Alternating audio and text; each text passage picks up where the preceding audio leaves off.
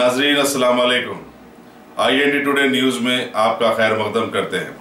आइए देखते हैं ये तफसीलात। सारे मुल्क के साथ साथ अब रियासत तेलंगाना में भी फसाद का झाड़ उग चुका है और बड़े ही मुनज़्ज़म अंदाज में अक़लियतों को अपने जुल्म और सितम का निशाना बनाया जा रहा है। और ये बीजेपी सदर अमित शाह के दौरे के बाद से शुरू हुआ है, जो कि अभी तक थमा हुआ था। यहाँ लम्हे फिक्र ये है कि क्रिश्चियन हो या मुस्लिम या फिर सिख हो, हिंदुओं को अपने मज़ाहिब के बारे में समझाते आ रहे हैं। समझे या न समझे, लेकिन हिंदुइज्म का दम भरने वाले, अपने मजहब को अच्छा बताने वाले सीधे सीधे आते ही मरम तोड़ी कर देते हैं और फसाद बर्पा कर देते हैं। वाह, क्या हिंदुइज्म को मानने वाले हैं। बहुत खूब।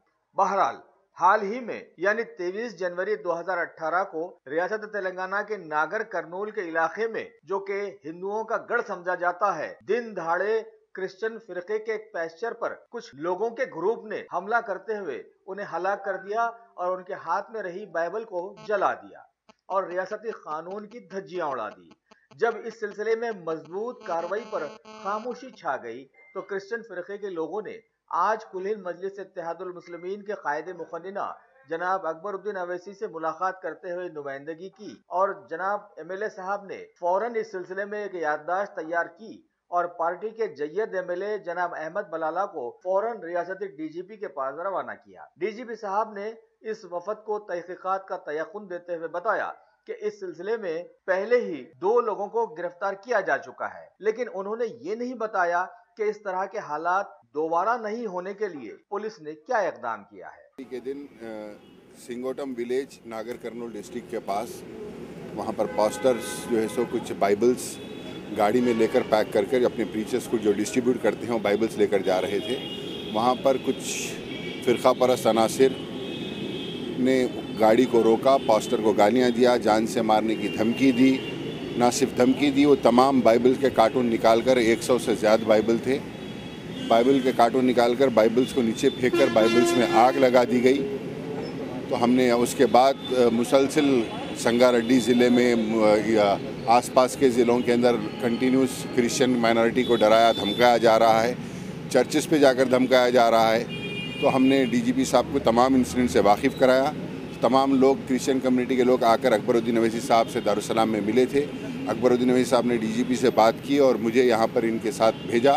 तो DGP साहब ने कहा कि ये 23 तारीख को जो इंसिडेंट हुआ उसमें से हमने 8 लोगों को अरेस्ट किया और बकाया जगह भी जहाँ पर भी जो भी इंसिडेंट हो रहे हैं उन तमाम के खिलाफ सख्त कार्रवाई करेंगे।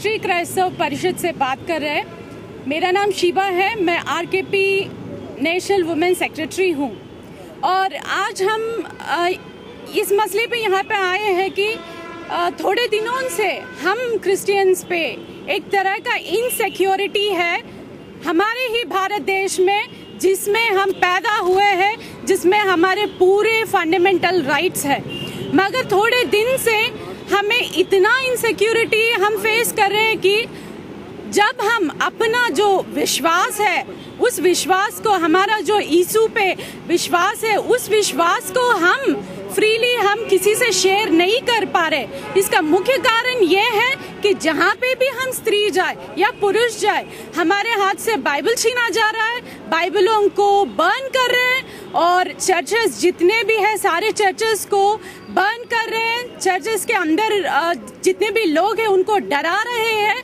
इस तरह से डरा रहे हैं कि हम अपना विश्वास किसी के सामने प्रकट नहीं कर सकते।